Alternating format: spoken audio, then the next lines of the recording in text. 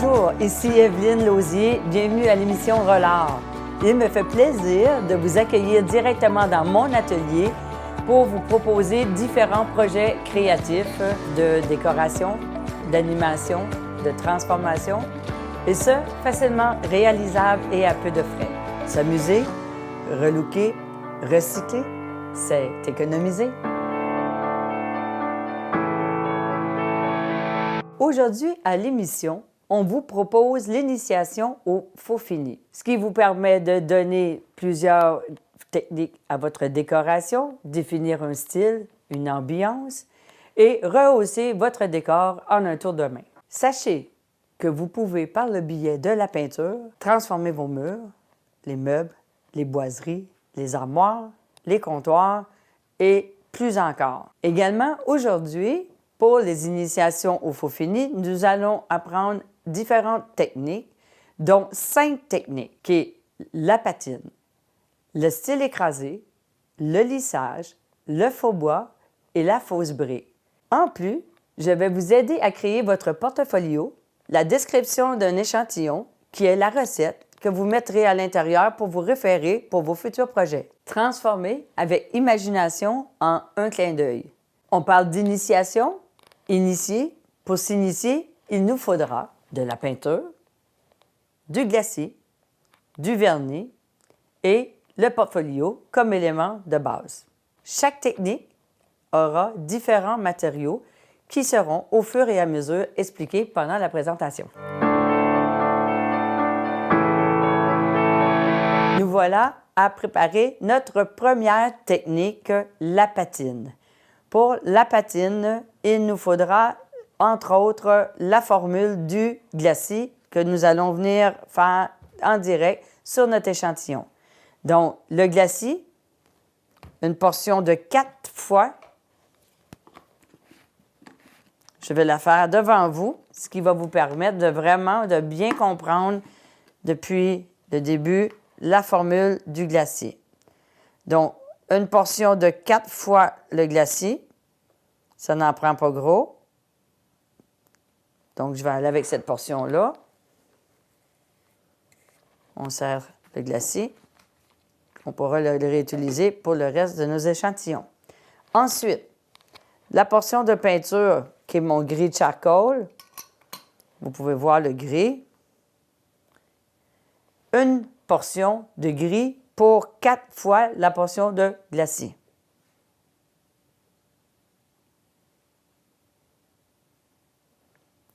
Petit truc, lorsque nous utilisons des couleurs foncées avec un glacis, il se peut qu'elles deviennent plus pâles. À ce moment-là, on prend et on ajoute une petite goutte supplémentaire pour arriver à avoir une formule un peu plus foncée selon le résultat voulu.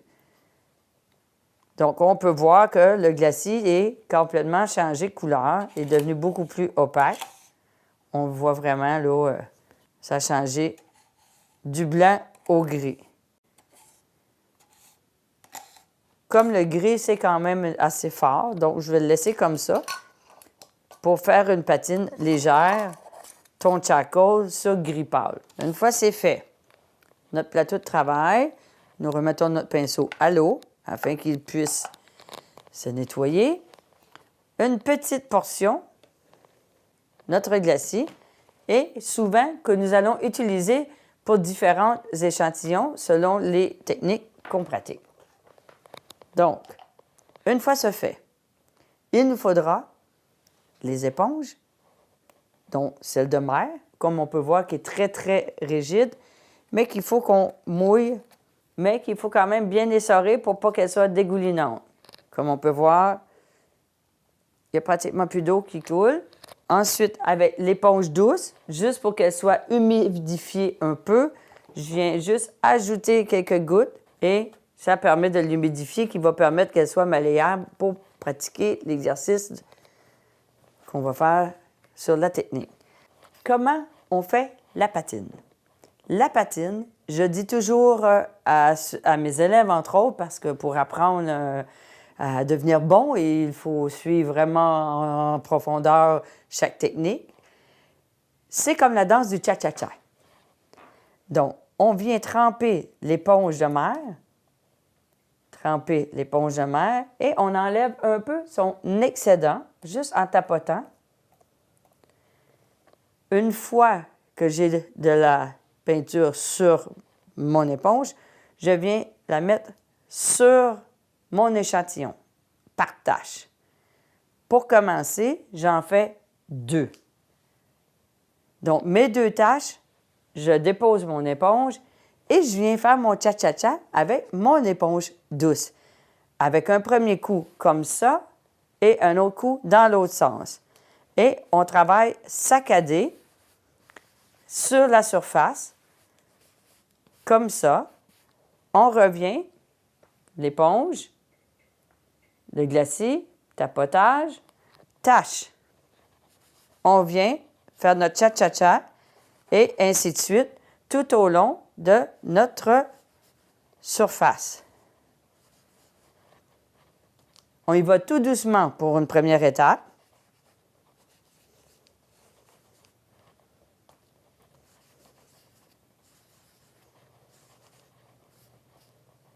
Une fois qu'on a fait toute notre surface, qu'est-ce qu'on fait?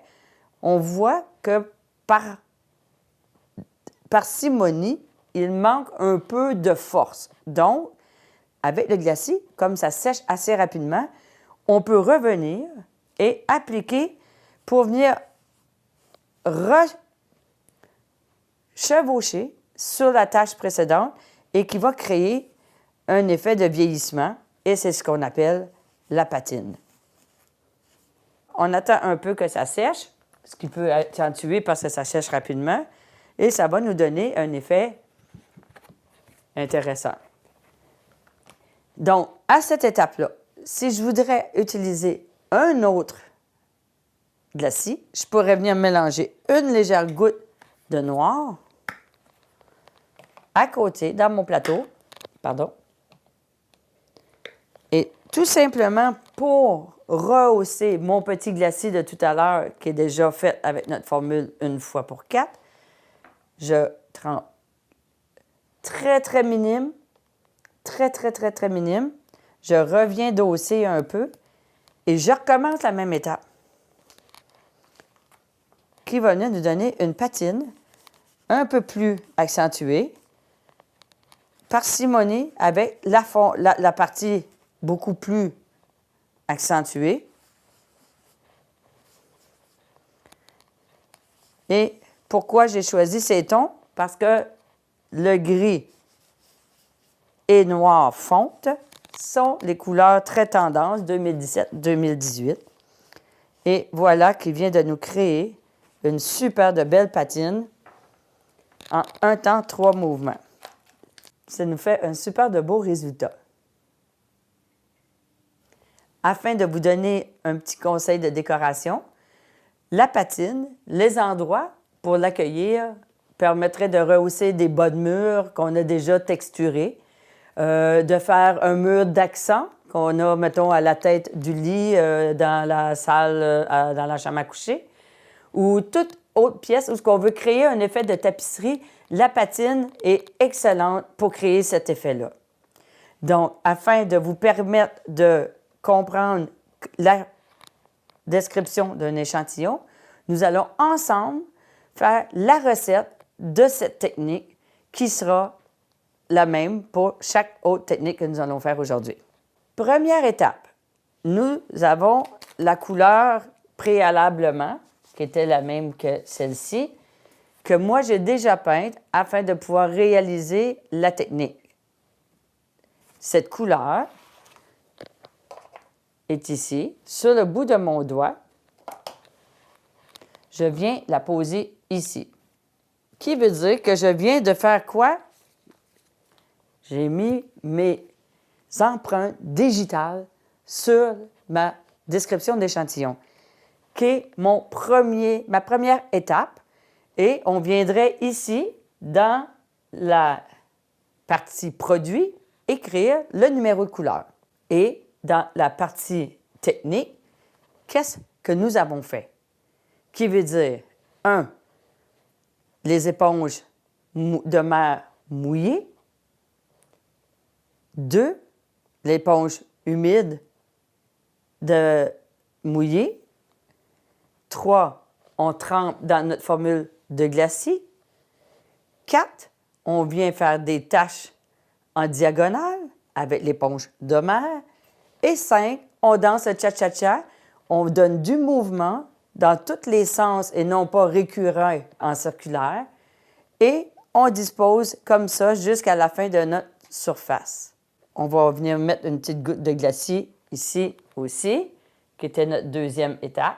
On voit le contraste, ce qui nous donne le numéro de glacis il faut venir écrire le nom, le nom, mais plutôt la couleur, le numéro de produit. 1 fois 4, ce qui veut dire une partie de peinture pour 4 fois la partie de glacis.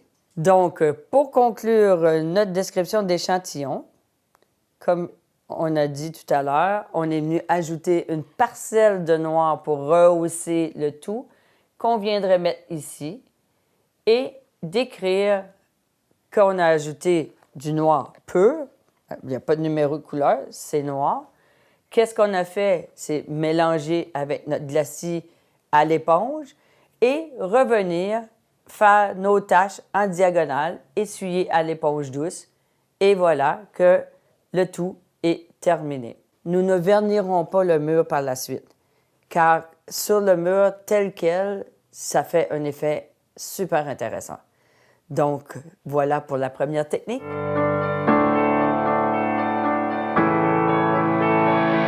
Deuxième technique, le style écrasé. Pour ce faire, on a besoin de papier journal que je vais chiffonner, froisser et ensuite réouvrir, prêt à appliquer quand je vais avoir mis mon glacis.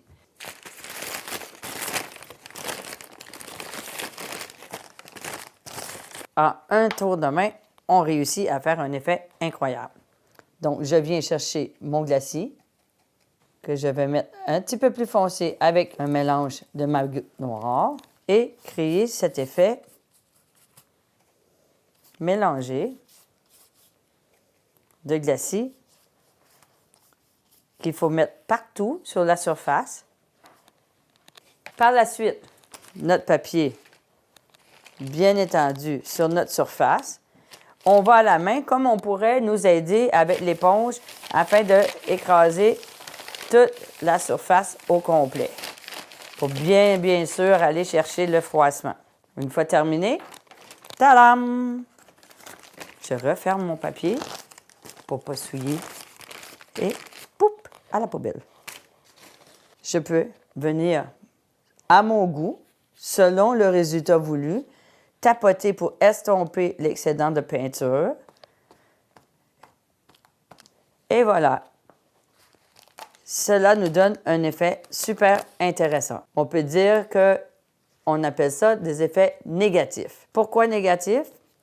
Ce que ça fait, c'est que ça permet d'enlever de la peinture sur notre surface déjà prête et avec le glacis, créer des transparences qui donnent un effet incroyable.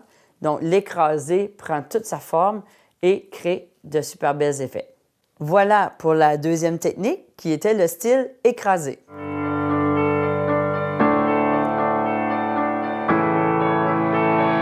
Nous voilà rendus à notre troisième technique, le lissage. Pour faire le lissage, on aura besoin d'une laine d'acier moyenne qui va nous permettre de créer le grain du bois ou antiqué, comme beaucoup sont habitués avec les termes. Ça, fait avec notre fameux glacis. On va en rajouter un petit peu de notre formule qu'on a faite tout à l'heure.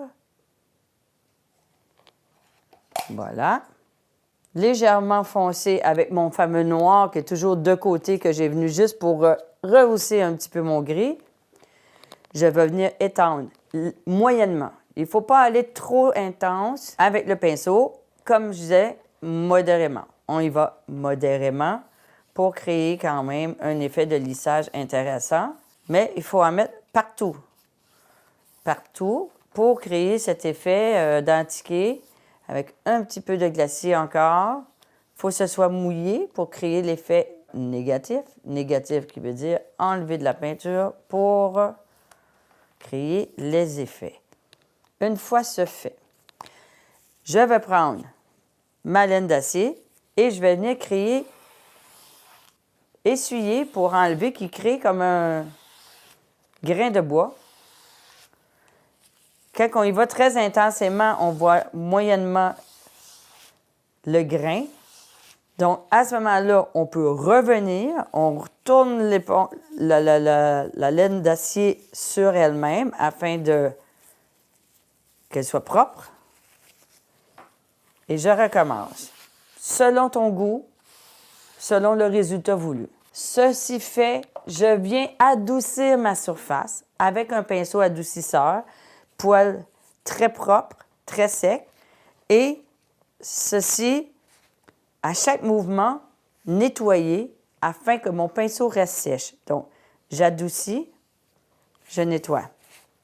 J'adoucis, je nettoie. Et ainsi de suite. Et si je veux venir encore davantage, je reviens.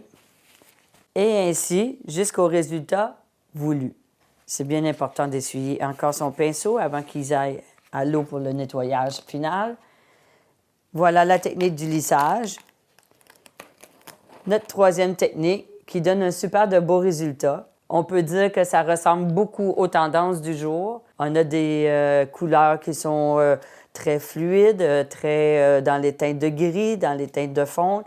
Et ça nous permet de rehausser le décor de votre goût et surtout de mettre de l'imagination dans votre environnement.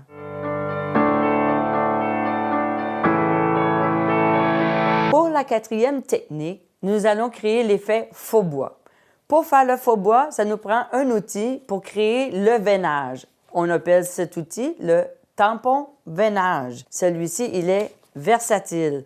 On peut le changer de bord, dépendamment du besoin du grain qu'on veut créer ou l'essence du bois que nous voulons vraiment donner. Donc, encore une fois, qu'est-ce qu'on fait? On vient étendre notre glacis sur notre surface, modérément, car trop pourrait éviter à l'outil de glisser, toujours partout sur notre surface. Ce qui est important, quand nous arrivons pour créer l'effet de veinage, il faut qu'on soit devant notre surface, bien appuyé et sentir une légère force. Il faut sentir un léger poids afin de pouvoir ramener le veinage et enlever la peinture. Et on bascule. On recommence, on bascule et on relève. Et on relève, on glisse et on bascule. Regardez la magie que ça a créée. On pourrait le laisser sécher comme ça, comme on pourrait avoir une légère variante, encore avec notre beau pinceau adoucisseur, venir tout tranquillement adoucir pour tout doucement créer l'effet de la vie du bois. Hein? Il n'y a rien qui est très, très parfait. On pourrait venir un peu comme ça, juste pour créer qu'on ressente vraiment l'essence, la vie de l'arbre. Une fois que ça sera sec, ça va prendre encore plus de force parce que nous allons avoir les grains, les veinages qui vont prendre toute sa force. Fait que voici donc, aussi simple, mais vraiment important, la bascule du tampon veinage pour créer le faux bois.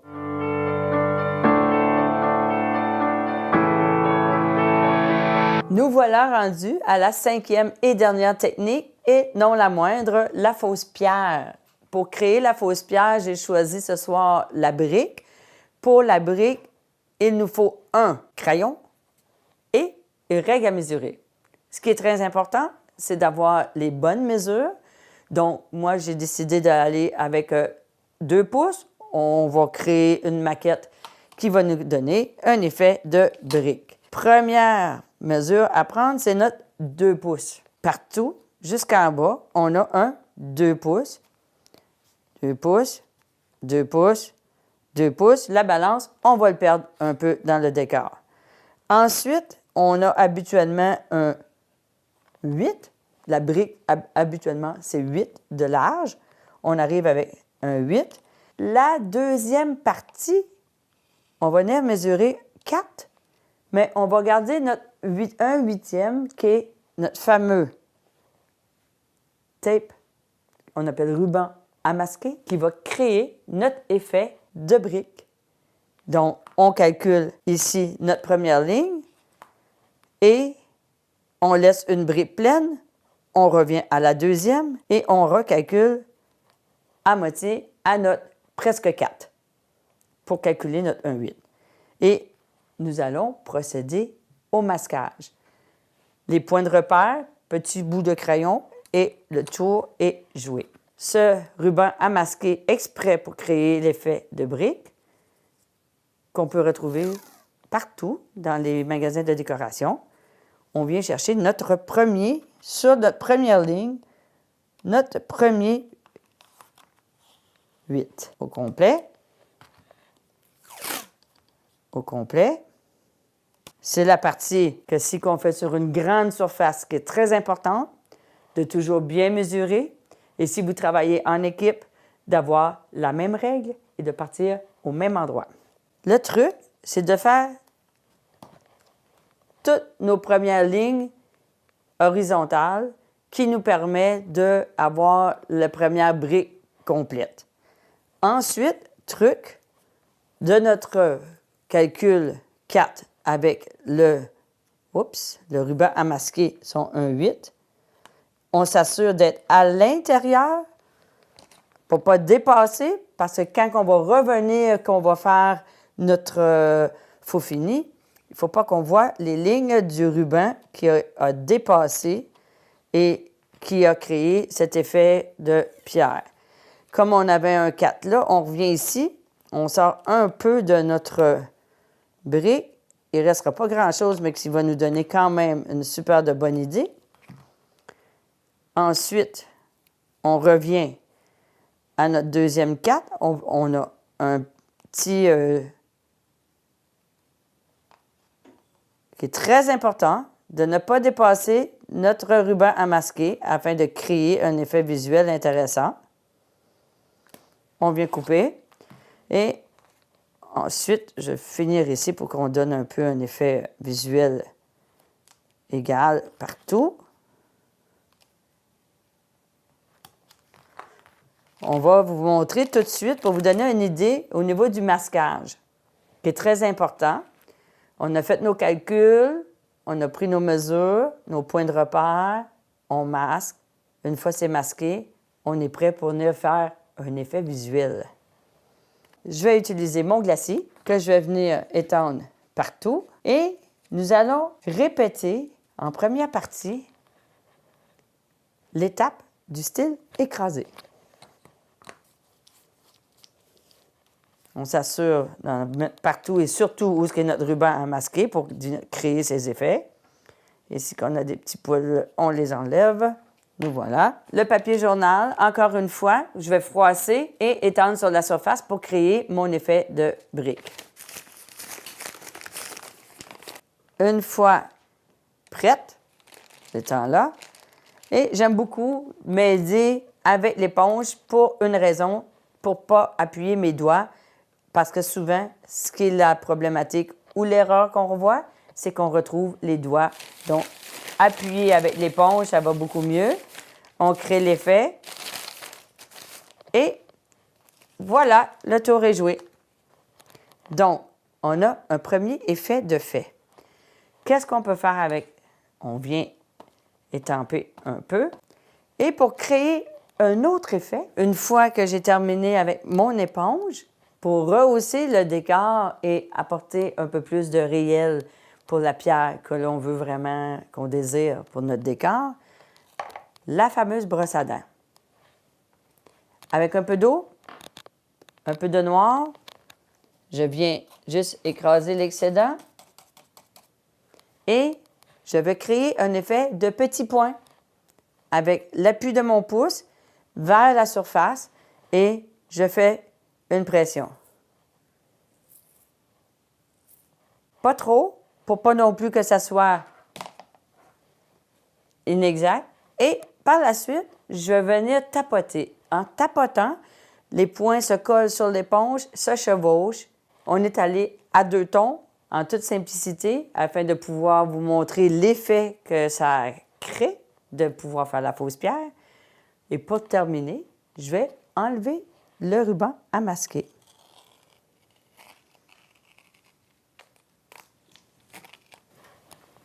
Et voilà, notre dernière technique, la fausse pierre, la brique, ton sur ton, super intéressante et parfaite pour rehausser votre décor.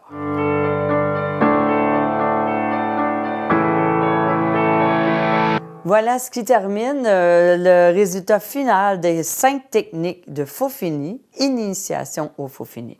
Donc, la patine, technique de vieillissement, un peu comme la tapisserie, super intéressant pour le décor. Style écrasé, fausse pierre, brique, intéressant pour faire du faux béton. Le lissage, antiquage, pour les boiseries, les portes, les armoires de cuisine, le bois, le faux bois tampon veinage qui vient accentuer le grain du bois selon le bois qu'on veut reproduire. Et pour terminer, notre fausse pierre, dont on a utilisé plusieurs techniques qui nous ont apporté à réaliser un effet de brique. Donc voilà les 5 techniques. On l'ajoute au portfolio. On a notre description d'échantillons pour nos recettes qui nous permettra de réaliser et de rehausser notre décor en un clin d'œil.